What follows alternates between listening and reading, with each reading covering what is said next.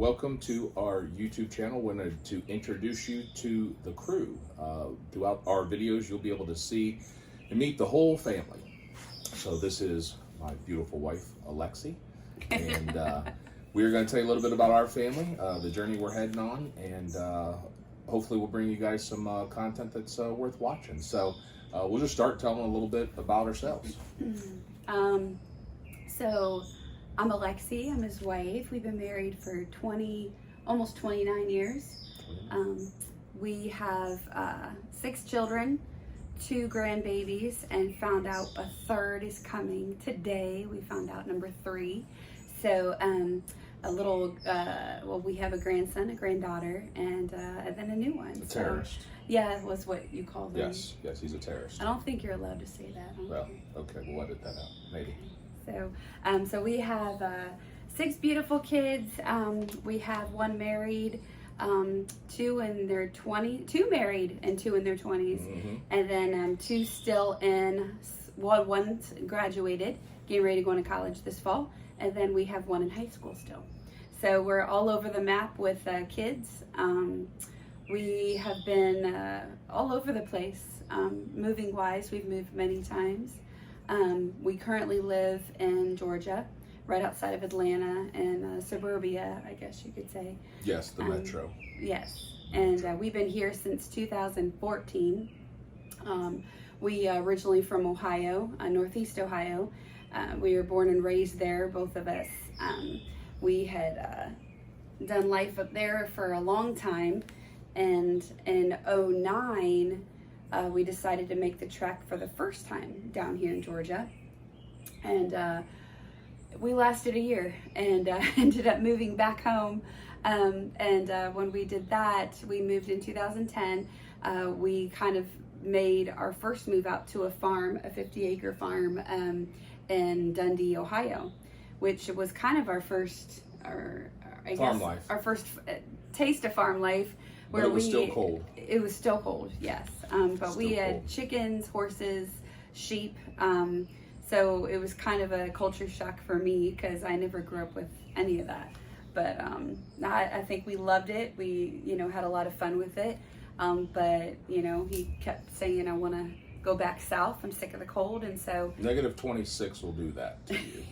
for like a week straight. Yeah, yes. I remember that. Yes, that's just not right. And a lot of you who know, you know. Yeah. And if you know and you still stay, I don't know why you stay. So we ended up leaving 2014, moved back down here to Georgia to about the same area, same school area, and we've been here ever since. So a lot of people said and swore, you'll be back, and we said no, not this time. There's no way. If you do move to Georgia, though, it is key to make sure you do not move inside the 285 loop. Yes. That is occupied territory, as we call it. It's a different nation inside of that, with agendas that would not line up with probably this viewership or our families. So if you do come here, we welcome people to come. Georgia is actually a really awesome state, especially North Georgia, but just make sure that your search keeps you outside of the 285. Otherwise, we may have to come in and get you when things get bad. So just note to self on that. We run a construction company, so we've been doing construction for 25 years, making ugly bathrooms pretty, and kitchens and additions, some commercial space, that kind of stuff. So we do have a background in being able to do a lot of the things ourselves, and taking along out the task and equipping our kids to do some of the stuff with us. And so but we've been doing that for about 25 years. My wife has been in and out of that. She's been fired 6 times and quit 9. So it's been this love-hate relationship with our business. She is currently retired or semi-retired from our business, and so we'll see what next week holds and see what her occupation is that week. But we love construction. We love building things, and our Instagram channel, if you ever want to follow that, is Build HRN, and you can follow some of the stuff that we do there. But this is going to be a primary channel for us to not focus on anything with our construction, but just this journey we've we bought 90 acres within the last 6 months, and my wife says nobody needs 90 acres, and I'm like, well, that's a good starting point for me. I love having more space, and having gone out west, 90 acres out west is like a postage stamp for the guys that own 10,000 acres, and so 90 acres for her is still maybe a bunch. Ooh, it's a lot. Yeah, a lot of upkeep, a lot of pine trees on it right now because it was a lumber company land. So we do have some infrastructure with roads and things like that, but we've been mulching out some of the pine trees and getting it ready. But a lot of the journey is just the idea of self-sufficiency. We, like a lot of people in their 40s and 50s and 60s, they grew up with parents and grandparents that, as kids, we were snapping green beans in half and canning and stewing tomatoes, and just always had something up in the basement that we could go get in the winter months. And this generation has just kind of lost the idea of taking care of themselves. That's the biggest fear I think we have for our generation, is people that are unable to even feed themselves at the very basic level.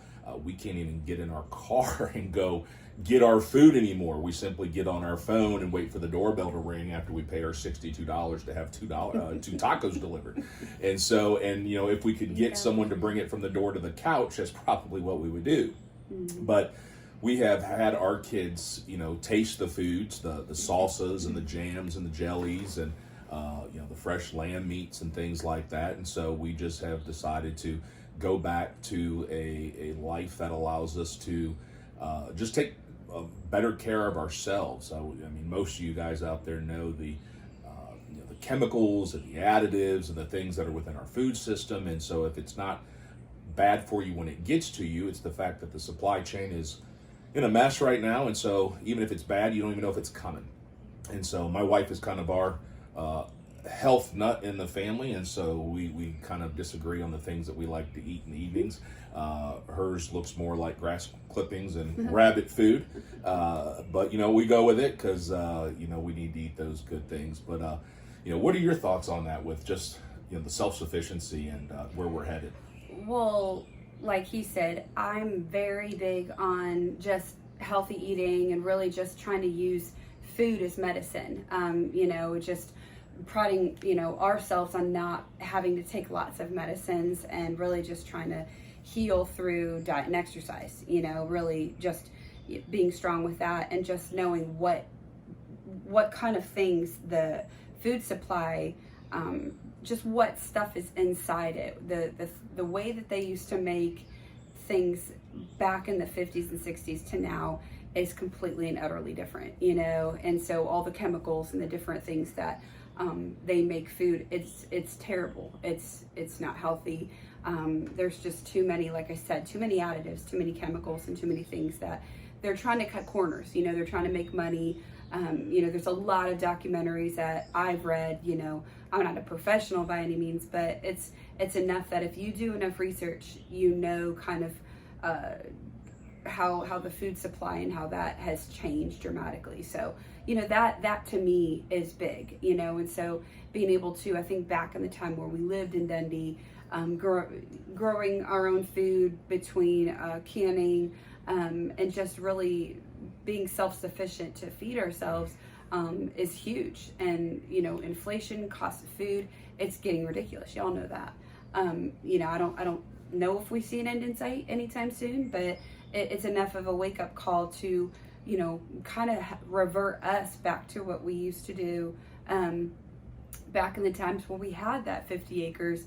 And again, I feel strongly, like I said, just trying to stay healthy through natural means that God's given us, and the abilities that we have to be able to grow our own food and take care of our family. So. But we do have the basics.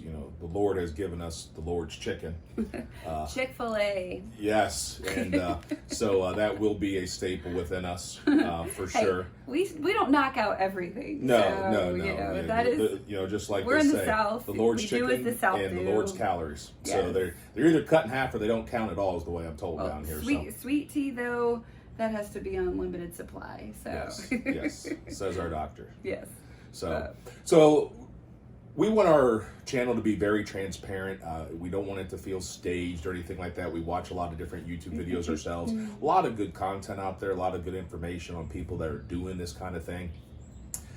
But we don't ever want it to be, staged or felt like, we took 5 takes or anything like that. And so we talked about, what was the number one thing that we hate about YouTube, because we don't want to be that.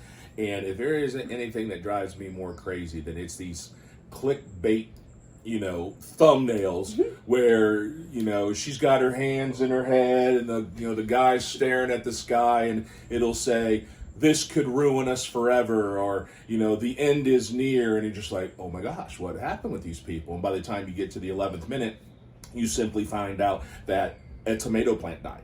And you're like, really? The end is near and your tomato plant died. Okay, unsubscribe. And so for us, that just kind of, really annoying. We don't know how you feel about that, but we're going to try to eliminate the idea of giving you some, obnoxious headline. It's just going to be truthful stuff of what we did that day, the fun we had as a family. And then, like I said, just, we're just going to be transparent, just not going to be faking who we are. We tend to be a misfit as a family of 6. And so that's just who we are. And we're not going to try to clean that up. And so, but the clickbait thing, does that bug you? I hate it, but then it sucks me in, and I click it, and I'm like, why did I do that? Yeah, we know better. I know better. No, it drives me nuts, Yeah. So, yeah. This could cost us everything. Oh my gosh. Yeah. No, I'm just like, I'm done. I think, being authentic, being goofy, being who we are, I mean, that's just who we are. Really just kind of doing this is fun, doing this with our family, but just kind of letting y'all come along to what we're going to do just as things take shape out there. Just the things that he dreams up, in the course of almost 30 years of being married to him. It's become the running joke. I don't know if it's a joke or just when people say, "So what have you been up to?" I'm like, "Well, let me tell you." So just with all of our, it's always something new, and they say, "Wow, what?" they can't wrap their head around. Okay, so you're leaving the area. You're going to buy 90 acres, and you're going to make it into more of an eco farm or a self-sustaining farm, and you're getting bison. We're thinking about it. So that's kind of our next thing is, what are we going to do? Well, we got plans for a pole barn immediately. We got the initial results on laying out and building a pond on the property. Again, sculpting the landscape without just clear cutting, eventually the cabin and the house. Yeah. And so, there's a lot to go through, and we're going to try to, bring you along for the ride and let you see a piece of that. We know down here we're part of a lot of Facebook groups. People follow the barndominium world, and I don't know that our home will end up being a barndominium, but the idea of what things actually cost, from lumber to roofing to siding to framing and all those different things to ponds and wells, we're going to really try to give you an insight as to what those things cost. And we're just going to tell you what they cost us. Sometimes we'll get a better deal as a contractor. We'll just let you know that, hey, this was kind of a unique situation because he owed me, a favor, and kind of give you some real costs, so that if your dream one time or in some time in the future is to, get off of that 0.33 postage stamp and have a little bit of space for yourself, it may not be 90 acres, it may be 5. There's a lot of things you can do on 5 acres. And so that's where we're going to keep it. We're just going to live that life, transition as our youngest gets out of high school. For the next 3 years, we've got to stay in district. And so we'll be, working towards that conclusion in the next 3 years and then on beyond that. So thoughts? It's going to be interesting. Yes. A wild ride. Always When is. he initially said he wanted to do a channel, I said, that's fun, but that means the camera's going to be in our face a lot. We have to be kind of real. There's going to be highs, there's going to be lows. So obviously, I guess I could say I'm a introverted extrovert or an extroverted introvert. I think I'm both. So it's one of those things of, oh, that's awesome. And, you The talk psychiatrists call that bipolar. Hey, that's rude. Yeah, it's Okay, they make medicines for that. rude. Yeah. I'm not bipolar. Yeah. No, I but might Well, no, Lou has what we have. We have clinically diagnosed my husband with business ADD. He will have agreed to this. All of my children agree with this. And I think there was a working professional who worked with our business that actually agreed with it too. So I think if that means it. So down below, best way to follow us is obviously like any channel, subscribe.